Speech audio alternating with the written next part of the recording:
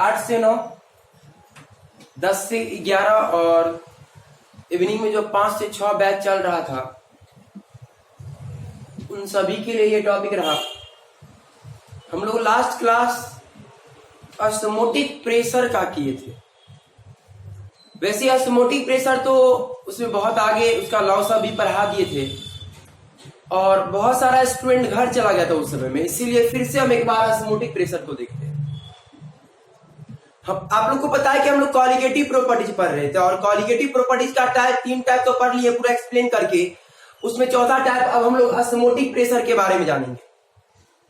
तो osmotic pressure के बारे में जानने से पहले ये जिसके चलते होता है ऑस्मोटिक प्रेशर का फिनोमिनन डेवलप होता है उसके बारे में जान लेंगे। सबसे पहले ऑस्मोटिक प्रेशर मेनली ऑस्मोसिस के चलते होता है, ऑस्मोसिस के चलते। और ऑस्मोसिस कैसे होता है वो पहले जानेंगे हम, और ऑस्मोसिस से भी पहले जानना होगा उसके इंस्ट्रूमेंट के बारे में, वो कैसे होता है। तो यहां पे लिखे ऑस्मोटिक प्रेशर, ये चौथा कॉलिगेटिव प्रॉपर्टी है। तो ऑस्मोटिक प्रेशर का जो फिनोमेन, ऑस्मोटिक प्रेशर जो है वो जो डेवलप होता है इस develop due to phenomenon of osmosis, osmosis के चलते होता है। और ऑस्मोसिस को समझने के लिए थोड़ा यहां पे एक पॉइंट सेमी परमिएबल मेम्ब्रेन के बारे में जानना होगा।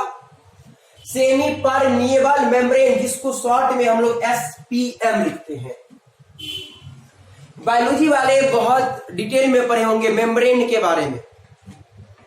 हम मेम्ब्रेन को समझने के लिए यहां पे आपको बता रहे हैं, जैसे घर में तो आटा चालते हैं, चलनी में चालते हैं। तो चलनी में चालते क्यों है? तो इसलिए चालते हैं ताकि उससे चोकर को अलग कर सके।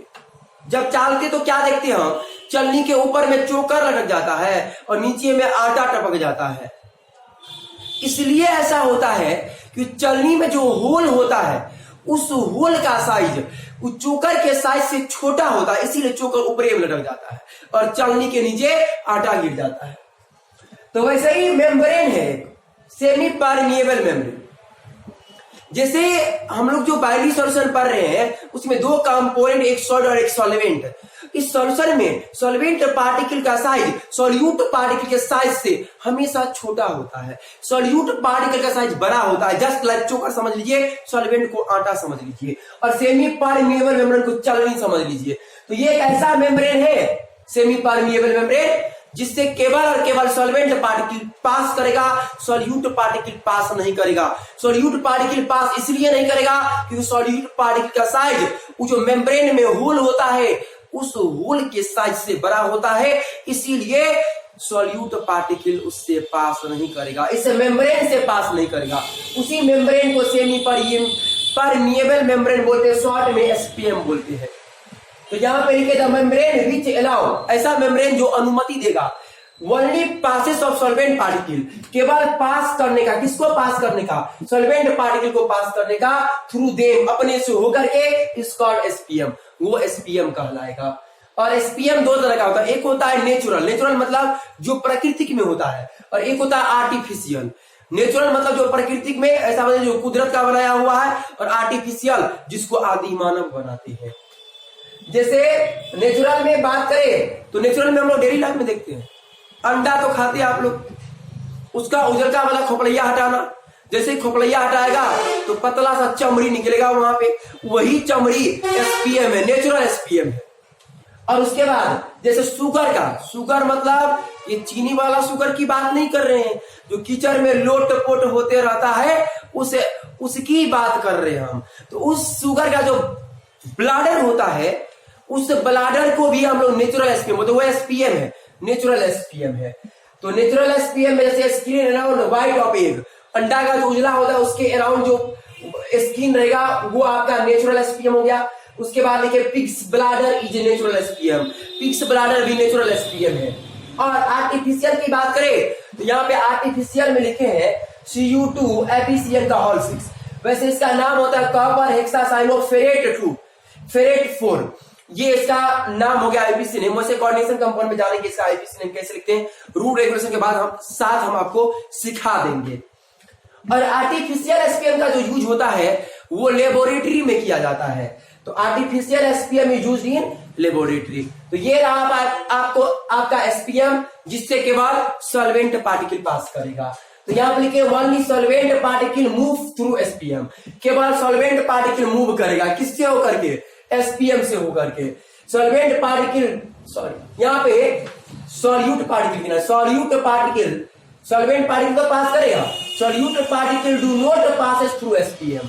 सॉल्वेंट लिखा था वहां पे, सॉल्यूट पार्टिकल जो है एसपीएम से पास नहीं करेगा, क्योंकि सॉल्यूट पार्टिकल का साइज बड़ा होता है एसपीएम के होल से। तो आपको एसपीएम समझ में आया, जिससे केवल सॉल्वेंट पार्टिकल पास करेगा। तो ऑस्मोसिस भी समझ में आएगा। ऑस्मोसिस एक घटना है।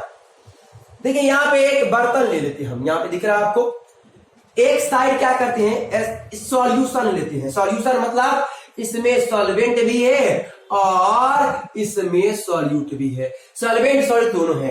और एक तरफ प्योर सॉल्वेंट लेते हैं, मतलब शुद्ध मतलब प्योर सॉल्वेंट मतलब शुद्ध सॉल्वेंट लेते हैं, जैसे पानी ले लीजिए आप। तो इधर हो गया प्योर सॉल्वेंट है। तो आपको तो पता है कि, और ये बीच में जो है हम एसपीएम डाल दिए, दीवार जैसे एसपीएम दिख रहा है आपको। तो इससे केवल सॉल्वेंट पार्टिकल पास करेगा। तो इधर सॉल्यूशन है, मतलब सॉल्वेंट सॉल्यूट है, इधर केवल सॉल्वेंट है। तो सॉल्वेंट पार्टिकल केवल पास करेगा इससे। तो सॉल्वेंट तो इधर भी है, सॉल्वेंट इधर भी है, लेकिन इधर केवल प्योर सॉल्वेंट, इधर सॉल्वेंट के साथ सॉल्ट भी है। तो सॉल्वेंट इधर से इधर आएगा और इधर से इधर भी जाएगा, लेकिन जिधर इतना इधर से जितना आएगा उससे कई गुना ज्यादा इधर से इधर जाएगा। इसीलिए हम बोलेंगे नेट मोमेंट जो होगा सॉल्वेंट पार्टिकल का, वो प्योर सॉल्वेंट से सॉल्यूशन की तरफ होगा। जब आप एसपीएम के से सॉल्वेंट और सॉल्यूशन को अलग कर देंगे तो सॉल्वेंट पार्टिकल भागना चालू कर देगा सॉल्वेंट से सॉल्यूशन की तरफ, और तब तक भागता रह जाएगा जब तक उसका इक्विलिब्रियम एस्टेब्लिश नहीं हो जाए, तब तक भागता रहेगा। और इसी घटना को तो ऑस्मोसिस कहते हैं। इसी घटना को हम लोग ऑस्मोसिस कहते हैं। मतलब नेट मोमेंट जो सॉल्वेंट पार्टिकल का होगा प्योर सॉल्वेंट से सॉल्यूशन की तरफ, इसी को ऑस्मोसिस कहते हैं। वही बात यहाँ पे डिफिनेशन लिखे, ऑस्मोसिस। तो सॉल्वेंट पार्टिकल एसपीएम से सॉल्यूशन की तरफ जाएगा, इसी को ऑस्मोसिस कहते हैं। बहुत आसानी से समझना। यहाँ पे लिखे है the net moment of solvent particle, solvent particle का net moment from solvent to solution side, solvent से सॉल्यूशन की तरफ थ्रू एसपीएम, एसपीएम के द्वारा इज कॉल्ड ऑस्मोसिस, वो ऑस्मोसिस कहलाएगा। एसपीएम के द्वारा सॉल्वेंट पार्टिकल मूव करेगा, उसी को हम लोग ऑस्मोसिस कहते हैं। मतलब यहां पे दैट इज, आई को पढ़ते हम लोग that is in osmosis solvent particle move from pure solvent to solution side. Osmosis में सॉल्वेंट पार्टिकल मूव करेगा, मतलब भागेगा फ्रॉम से, कहां से, pure solvent to solution side, pure solvent से सॉल्यूशन की तरफ जाएगा। ये एक डिफिनेशन। सॉल्यूशन ऑस्मोसिस को और भी तरीके से एक्सप्लेन करते हैं। एक्चुअल देखिए दो डिफिनेशन लिखे यहाँ हम, दोनों में से कोई भी लिखेंगे तो बोर्ड में या कंपटीशन तो क्वेश्चन पूछेगा तो यहां से, और बोर्ड में दोनों डिफिनेशन में से कोई भी लिखेंगे तो चलेगा। यहां पे लिखे ऑस्मोसिस में क्या लिखा, हम यहीं से समझ लेते हैं। जैसा फिगर यहां वैसा फिगर यहां पे है, इसको गौर से देखना है बस। इसमें क्या था, एक तरफ सॉल्वेंट एक तरफ सॉल्यूशन, लेकिन इस तरफ दोनों में सॉल्यूशन है, इसमें दोनों में सॉल्यूशन है। इसमें एक में डाइल्यूट सॉल्यूशन है, एक में कंसंट्रेटेड। आप लोग को सॉल्यूशन के टाइप में बताए थे। डाइल्यूट सॉल्यूशन उसको बोलेंगे जिस सॉल्यूशन में सॉल्यूट कम रहे और सॉल्वेंट ज्यादा रहे, और कंसंट्रेटेड सॉल्यूशन उस सॉल्यूशन को बोलेंगे जिसमें सॉल्यूट के कम सॉल्वेंट के कंपेयर में सॉल्यूट का अमाउंट बहुत कम नहीं रहे, इतना रहे कि उसको इग्नोर नहीं कर सकते हैं। जिस सॉल्यूशन में सॉल्यूट बहुत कम सॉल्वेंट के तुलना में, उसको डाइल्यूट सॉल्यूशन बोलते हैं, और जिसमें सॉल्ट ज्यादा रहे, सॉल्वेंट से ज्यादा नहीं लेकिन इतना ज्यादा उसको इग्नोर नहीं कर सकते हैं, उस सॉल्यूशन को हम लोग कंसंट्रेटेड सॉल्यूशन बोलते हैं। तो दोनों तरफ सॉल्यूशन ले लिया गया, मतलब डाइल्यूट है एक तरफ कंसंट्रेटेड है। मतलब एक तरफ सॉल्यूट का अमाउंट कम है और एक तरफ सॉल्यूट का अमाउंट ज्यादा है। तो इस केस में क्या होगा, और बीच में एसपीएम को घुसेड़ दिए हैं। तो एसपीएम जब घुसेड़ दिए हैं तो इधर से सॉल्वेंट पार्टिकल तो मूव करेगा, सॉल्वेंट पार्टिकल मूव नहीं करेगा।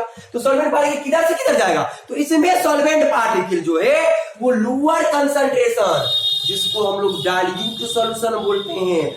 लोअर कंसंट्रेशन से हायर कंसंट्रेशन की तरफ जाएगा, मतलब जिधर सॉल्वेंट ज्यादा है उधर से कम सॉल्वेंट की तरफ जाएगा। मतलब ऐसा भी समझ सकते हैं, डाइल्यूट सॉल्यूशन तो सॉल्यूट कम न रहता है, तो जिधर सॉल्यूट कम रहेगा उधर से ज्यादा सॉल्यूट वाले की तरफ जाएगा, और तब तक चलता जाएगा जब तक इक्विलिब्रियम एस्टैब्लिश नहीं कर ले।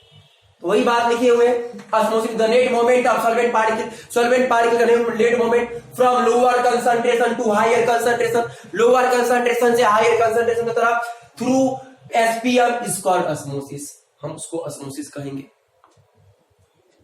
यहां पे लिखे इन ऑस्मोसिस, ऑस्मोसिस में सॉल्वेंट का जो पार्टिकल है ऑलवेज मूव, हमेशा घूमेगा, मतलब भागेगा, दौड़ेगा from lower concentration to higher concentration, हमेशा लोअर कंसंट्रेशन से हायर कंसंट्रेशन की ओर जाएगा। और ऑस्मोसिस का रियल लाइफ में भी हम लोग यूज करते हैं, मतलब बहुत यूज होता है। जैसे बचपन में भी 9वीं 10वीं में पढ़े थे, हिंदी में प्रासरण शायद कहते हैं इसको, ऑस्मोसिस को। जैसे तना से पत्ती तक जो जल पहुंचता है पेड़ पौधा में, वो ऑस्मोसिस के द्वारा पहुंचता है। उसके बाद अभी जैसे आप गांव में हैं तो देखेंगे कि आम को काट करके उसका अचार बनाया जाता है, पिकल्स बनाया जाता है। तो पिकल्स में क्या देखते हैं कि वो कच्चा रहता है आम, तो आम को अगर थूरिए तो उससे बहुत पानी निकलेगा। देखिए थूरिए कहीं पे ईटा उठा के थूर के देखिए, तो वहां पे पानी निकलेगा। और उसी को क्या करते हैं, जब अचार बना लेते तो देखते पानी निकलता है, इससे पानी नहीं कहां चला गया। तो होता क्या है कि जब अचार को पहले एगो बर्तन में, मतलब कंटेनर में नमक और पानी घुला रहता है उसमें डालते हैं, तो वो आम का जितना भी पानी रहता है सब निकल जाता है। ये ऑस्मोसिस के तहत ऑस्मोसिस कहलाता है। उसके बाद जैसे अभी गर्मी के मौसम में खीरा को काट के नमक लगा देना, पानी टपकने लगता है, ये भी ऑस्मोसिस का घटना है। तो अभी हम लोग ऑस्मोसिस के बारे में जाने। ऑस्मोटिक प्रेशर जो कॉलिगेटिव प्रॉपर्टी है ऑस्मोसिस के चलते होता है, और ऑस्मोसिस जानिए तो ऑस्मोटिक प्रेशर को जानने में कोई प्रॉब्लम बिल्कुल नहीं होगा।